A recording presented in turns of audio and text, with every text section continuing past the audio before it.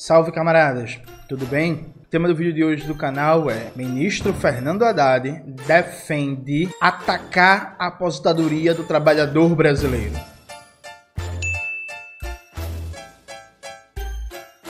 Antes de começar propriamente o tema do vídeo do canal, quero muito agradecer a você que ajuda a manter e melhorar nosso canal a partir do Apoia-se. Seu apoio é fundamental para a gente continuar o nosso trabalho. Note, bicho, desde que começou o governo Lula, eu venho destacando um negócio que é óbvio, mas pode reparar que poucas pessoas vêm debatendo isso com vocês, que é: correlação de forças não é só dada pelo número de deputados e senadores no Congresso Nacional. Evidentemente que esse é um dos fatores da correlação de forças. Um dos fatores. Esse fator, inclusive, é mais ou menos preponderante de acordo com o nível de politização e mobilização de massas. Então, quanto mais parado é o movimento de massas, quanto mais parada é a política nas ruas, mais tende a se sobrepor como fator de correlação de forças o número de deputados e senadores que têm um projeto de governo, né? Mas quanto mais você esquenta a política, o debate público, como diria o velho Brizola, você coloca uma pimenta na política, né? Uma pimenta na política, o número de deputados e senadores quanto a elemento de correlação de forças tende a perder um pouco de relevância. Exemplo prático disso, gente, na Constituinte de 88, que a gente arrancou um bocado de conquista, a gente não tinha maioria não, tinha mais ou menos um quarto da Assembleia Nacional Constituinte de figuras de esquerda, e a pressão de rua, o movimento popular, e aí lutas importantíssimas como o movimento da reforma sanitária, que estava pautando a criação do SUS, o movimento de luta antimanicomial, os movimentos de defesa da saúde, da educação, o movimento sindical, não sei o que, conseguiu fazer que mesmo com baixíssimo número de deputados e senadores, a gente conseguisse tirar a Constituinte, que do ponto de vista de direitos sociais é a mais avançada da história brasileira. E dentro desse elemento de medir a correlação de forças, a posição pública de presidente da República e de ministros é importante porque, necessariamente, um ministro de Estado, por exemplo, ele tem holofotes em cima dele. Então, tudo que ele fala ou ela fala é notícia. Notícia para atacar, notícia para concordar, não importa. Mas assim, a fala em si dos ministros é um elemento de disputa da opinião pública, de disputa da correlação de forças. Então, não dá para desconsiderar que eu e você, pessoas comuns, né? Trabalhadores, trabalhadoras e tal, a gente não tem o mesmo poder de influir no debate público que tem, por exemplo, o ministro de Estado, que toda declaração é notícia, para o bem ou para o mal, percebe? É isso. E aí, gente, qual é o discurso do ministro Fernando Haddad? Desde que assumiu o Ministério da Fazenda, Fernando Haddad não fala de pleno emprego, Fernando Haddad não fala em reindustrialização do país. Fernando Haddad não fala, muito esporadicamente, de combater a concentração de renda e riqueza e propriedade. Ele não fala de montar um sistema nacional de inovação. Ele não fala em reestatizar setores estratégicos da economia que foram privatizados nos últimos anos. Ele não fala de controle sobre o capital estrangeiro. Ele não fala do problema da concentração bancária, ele não fala do problema do rentismo, nada, absolutamente nada disso. A prioridade do ministro é déficit zero e controle das contas públicas. Déficit zero e controle das contas públicas. Déficit zero e controle das contas públicas. Então as pessoas acham normal que a agenda propagada publicamente pelo ministro é a agenda neoliberal. E quando o ministro propaga publicamente uma agenda neoliberal, ele é um agente de fortalecimento da correlação de forças do projeto neoliberal. E aí tem gente que mente, né, que faz um debate falseado, que é assim: Haddad, ele até pensa diferente, mas ele não pode falar. Mas por que não pode falar? Veja, o número de deputados e senadores decide o que ele pode falar, sabe? Tipo, não se faz pressão, disputa da opinião pública, debate, não, é isso. Não se apresenta uma agenda para mobilizar a sociedade, a classe trabalhadora, os movimentos sociais e os sindicatos em torno dessa agenda, não, né? E aí é engraçado, porque essa desculpa, essa mentira, várias pessoas querem justificar a postura do Fernando Haddad, porque não tem correlação de forças e tal. Eu vou provar para vocês, mais uma vez, que isso é mentira, mostrando que o Fernando Haddad levantou um tema que nem a direita mais reacionária está levantando nesse momento. Presta atenção aqui. Gente, 2024 é ano de eleição. O Brasil tem, entre as suas disfuncionalidades secundárias, a disfuncionalidade central é que o poder político está na mão da burguesia interna e do imperialismo. Esse é o grande problema do Brasil, né? A burguesia interna e o imperialismo controla o poder político e garante a reprodução do capitalismo dependente brasileiro baseado na superexploração da força de trabalho. Esse é o problema central do país. Todos os outros problemas são secundários e terciários. Esse é o problema matriz da coisa, que é aí onde a Revolução Brasileira deve atuar como elemento central estratégico. Mas no rol de problemas secundários, terciários, a gente tem uma constelação gigantesca de micromunicípios que não deveriam existir, porque são municípios tão pequenos, com a população tão pequena, com a economia tão risível, que é até difícil para montar os serviços públicos na escala necessária. Então, um município de 10 mil, 15 mil habitantes que não conseguem, por exemplo, manter uma rede de atendimento à saúde nas competências municipais e da educação suficiente, porque o município é muito pequeno. O município basicamente vive de aposentadoria rural, vive de transferências do governo federal e do governo estadual e de salário do funcionalismo público da prefeitura e da Câmara Municipal, sabe? É isso. E aí, veja, em ano de eleição, nenhum deputado reacionário do Centrão, do PL, do PSD, do PMDB, do União Brasil, nenhum deputado reacionário vai, em ano de eleição, colocar que a grande agenda pública do país é atacar a Previdência Social, é congelar a Previdência Social. Nenhum. Congelar o valor da aposentadoria dos velhinhos do Brasil. Nenhum deputado reacionário do Centrão vai fazer isso, gente. Talvez aqueles psicopatas do Novo. Mas assim, essa galera do Centrão que disputa máquina de prefeitura pra caralho, não sei o que, ninguém vai fazer isso, porque é ano da eleição. Se forem pra eles cogitarem uma maldade desse tamanho, uma atrocidade dessa contra o povo trabalhador, eles vão fazer em 2025, depois da eleição ter passado. Mas aí, o que é que fez o ministro Haddad? O ministro Haddad hoje divulgou um artigo. Deixa eu abrir aqui para vocês. Divulgou um artigo do economista Braulio Borges, economista da FGV. Gente, o que é que esse artigo defende? Vamos lá, separando por parte. O artigo do Braulio faz um diagnóstico de que o grande problema da base fiscal do Estado brasileiro é a elisão fiscal. Então, é preciso recompor a arrecadação, porque tem vários problemas de elisão fiscal. O que é elisão fiscal? Elisão fiscal é basicamente um planejamento de empresas que, se valendo de manobras contábeis e meios legais, não pagam tributos, né? Reduzem a carga tributária que elas deveriam pagar. Então, o Brasil tem um problema de elisão fiscal muito grande e tem um problema de desonerações fiscais feitas nos últimos anos sem critério, o que deteriorou a base de arrecadação do Estado brasileiro. Até aí, suave. Nem acho que esse seja o problema central do Brasil, mas tudo certo. Até aí, suave, dá para fazer o debate. Só que ao lado disso, o que é que o Braulio diz? O Braulio diz que o Brasil precisa corrigir o problema da base de arrecadação, combatendo a elisão fiscal, combatendo as desonerações feitas sem planejamento, combatendo certos privilégios tributários que não se justificam, como crédito subsidiado para o agronegócio, né, via Plano Safra, reduzir ali o percentual, porque é um setor muito poderoso, pode se manter sozinho com as próprias pernas e por aí vai. Mas, aliado a isso, ele defende atacar pelo lado da despesa. Então, para ele, o ajuste fiscal, para ser mais eficiente, presta atenção, ele tem que melhorar a arrecadação e tem que cortar a despesa. Aí o Fernando Haddad, deixa eu até abrir aqui para vocês, né? O Fernando Haddad divulgou esse artigo do Braulio, né? Recomendando a leitura. E veja, só recomendou a leitura, não fez nenhum reparo, o que significa que ele deve concordar integralmente. Porque quando eu divulgo um texto que eu tenho discordâncias muito importantes, eu, mesmo se não pontuar essas discordâncias, eu, por exemplo, sempre digo assim, ó, tô divulgando esse texto, não tenho concordância integral, mas é importante para a leitura, para o debate. Ele não falou nada. Aparece até que Humberto, ó, olhem só o tamanho do buraco que a gente tá. Quem precisa de direita? No caso, Humberto, o ministro Fernando Haddad é de direita, né? Tudo certo. Até o Humberto apareceu reclamando aqui. Mas por quê? Por exemplo, Humberto Matos, camarada, Humberto, do Rio Grande do Sul, inclusive no Rio Grande do Sul, que nesse momento está passando por uma tragédia gigantesca. Eu tô gravando esse vídeo aqui na quinta-feira, né, gente? Enfim, tá uma situação trágica lá. Depois a gente vai falar disso no canal. E por que tem que ficar puto? Porque eu fiquei indignado, assim, fiquei tremendo de raiva quando eu li esse artigo, e porque Humberto tá ali reclamando, e porque todo mundo que tem 2 dedinhos de lucidez, 3 neurônios na cabeça tá puto, e por aí vai.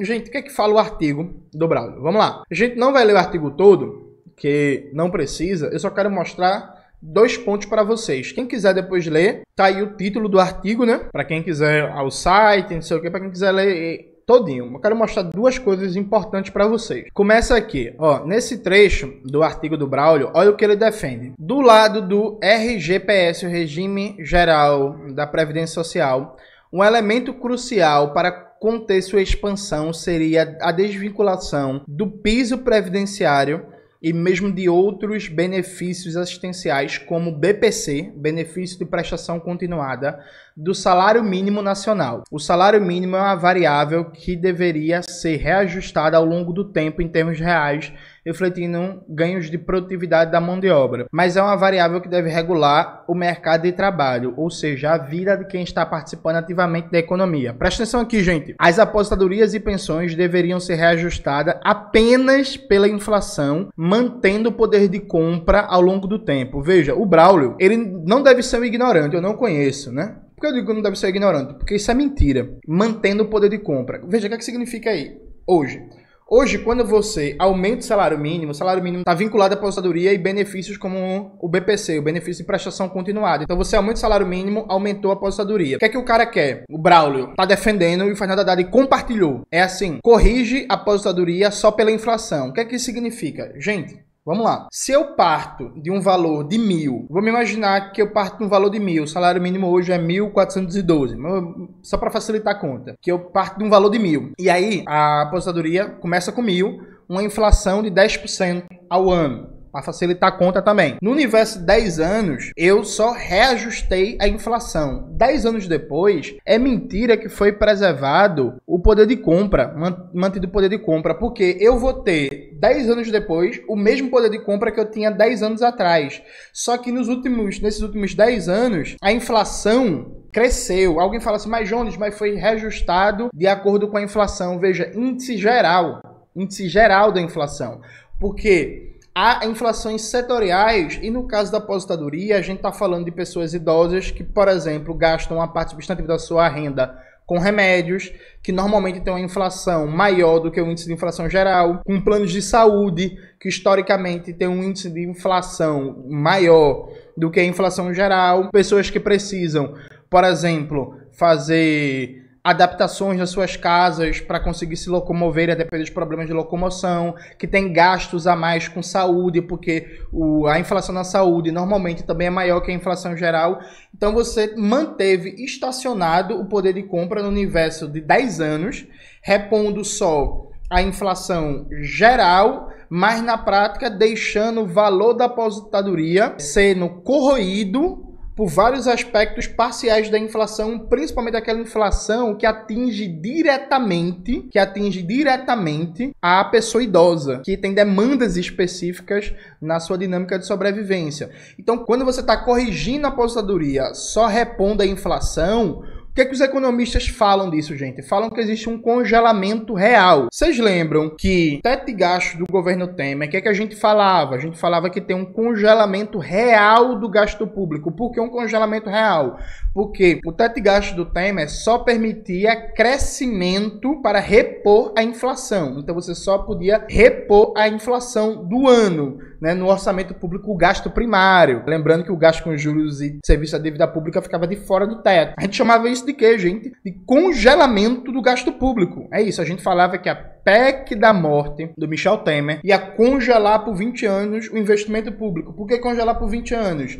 Porque não ia ter aumento real, ia ter só reposição da inflação. O que o Braulio está propondo é congelamento da aposentadoria. Congelamento. Então você congela aquele valor, repõe só a inflação, só que na prática você está corroendo o poder de compra. Corroendo o poder de compra da aposentadoria. Então, a pessoa que vai ter uma aposentadoria só o valor reposto pela inflação, tomando uma escala de 10 anos, ela vai ter 10 anos na frente, menos poder de compra, menos capacidade de sobreviver com aquele dinheiro do que ela tinha 10 anos antes. Vocês entendem a gravidade disso? Alguém pode pensar assim, mas Jones, peraí, pô, isso é o quê? Um ponto marginal do texto? É um ponto secundário? Não, gente. Deixa eu mostrar aqui para vocês. Em outro momento do texto, compartilhado pelo ministro Fernando Haddad, ele diz o seguinte, assim, ó, alterações nas vinculações de algumas despesas já gerariam queda da despesa PIB ao longo dos anos, sem, no entanto, levar a uma queda real de gastos em termos per capita, o que é questionável essa afirmação aqui, mas tudo certo. Aí vem a defesa, presta atenção. Os mínimos constitucionais de saúde e educação poderiam deixar de estarem atrelados à receita, passando a ter uma vinculação a pisos reais de gasto per capita,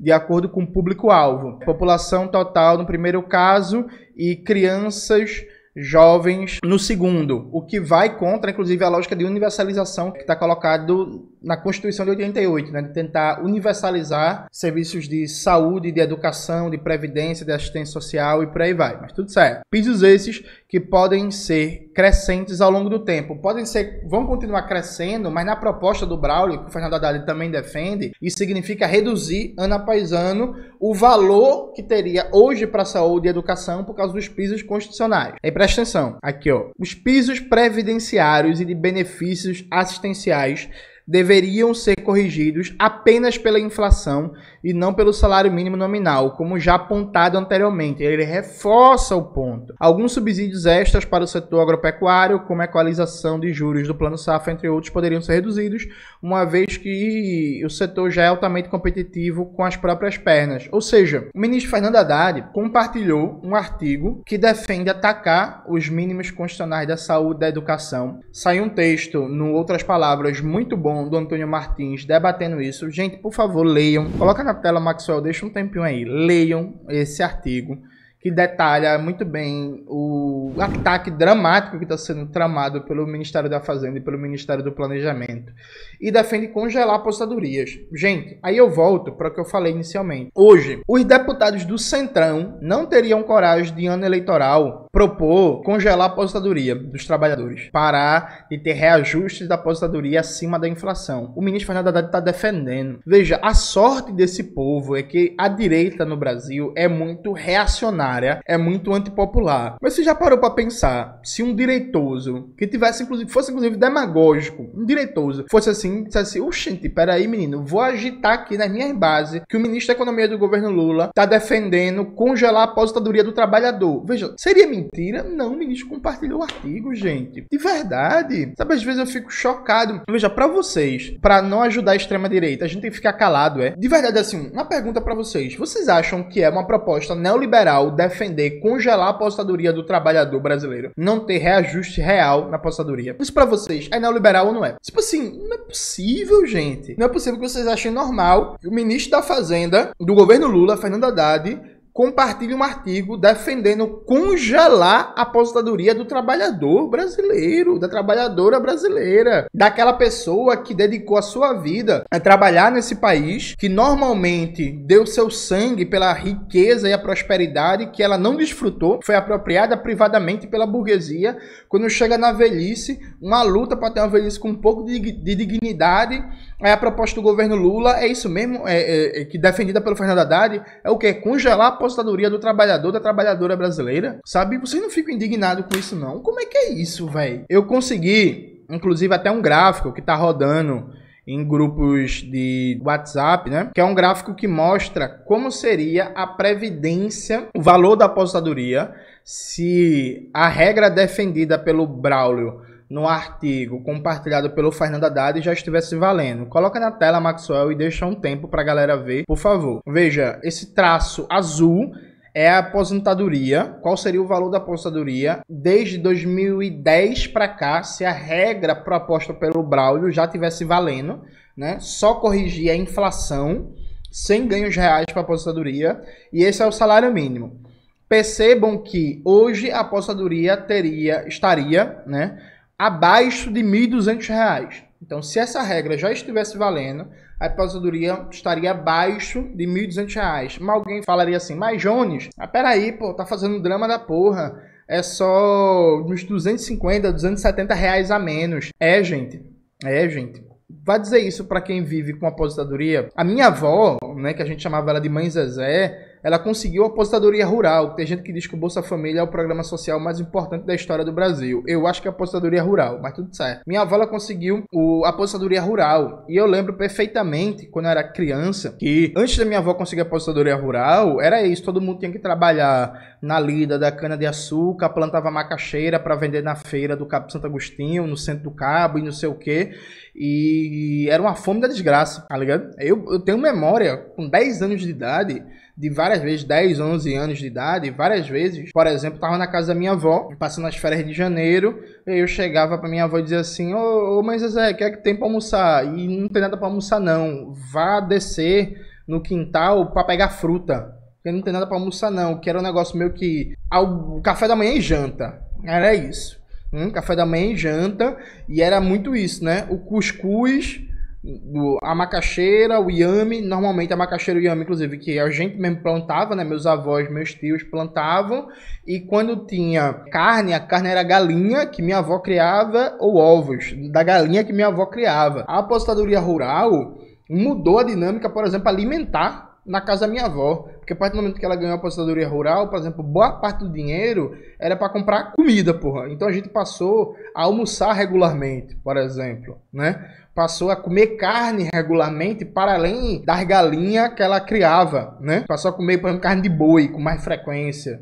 Passou a comprar umas coisas, uns biscoitos, uns negócios que antes ninguém via na casa de mãe Zezé. Então assim, do ponto de vista simplesmente alimentar, minha avó a vida inteira trabalhando na zona rural, trabalhando no corte da cana de açúcar, trabalhando na lida da agricultura familiar, plantando macaxeira, criando galinha, plantando tomate, não sei o que. Ela só veio ter uma alimentação mais rica, mais diversificada no final da vida, quando conseguiu a aposentadoria rural, nos últimos 8, 9 anos de vida dela. Aí, tipo assim, pra gente como minha avó, porra, R$250 faz muita diferença sim, tá ligado? E assim, vocês querem congelar a aposentadoria rural, então o Brasil é isso mesmo.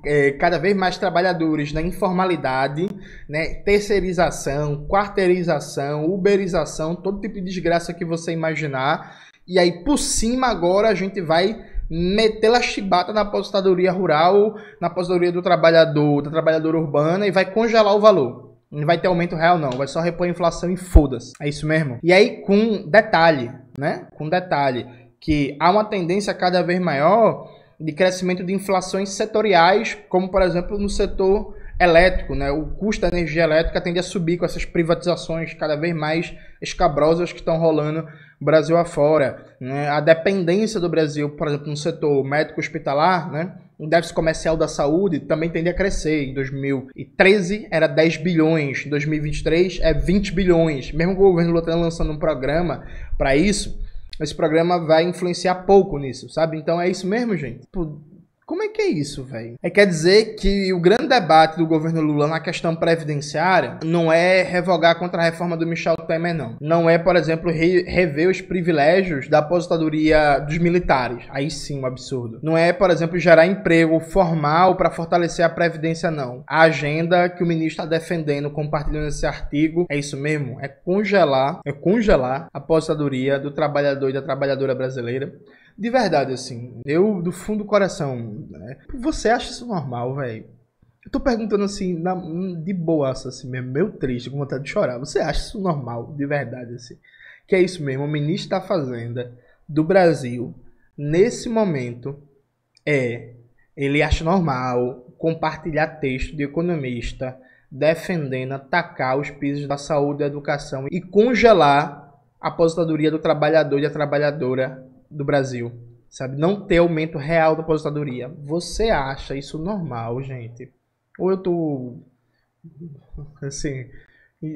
Assim, ser de esquerda agora, ser de esquerda no Brasil significa defender, atacar a aposentadoria de trabalhador. Assim, tem coisas de verdade, assim, eu não consigo acreditar. De verdade, assim, eu não consigo acreditar. E aí, esse vídeo vai acabar assim, eu dizendo que eu não consigo acreditar. Eu dizendo que eu tô estupefato, eu não espero porra nenhuma do Haddad, mas eu ainda consigo me surpreender. Assim.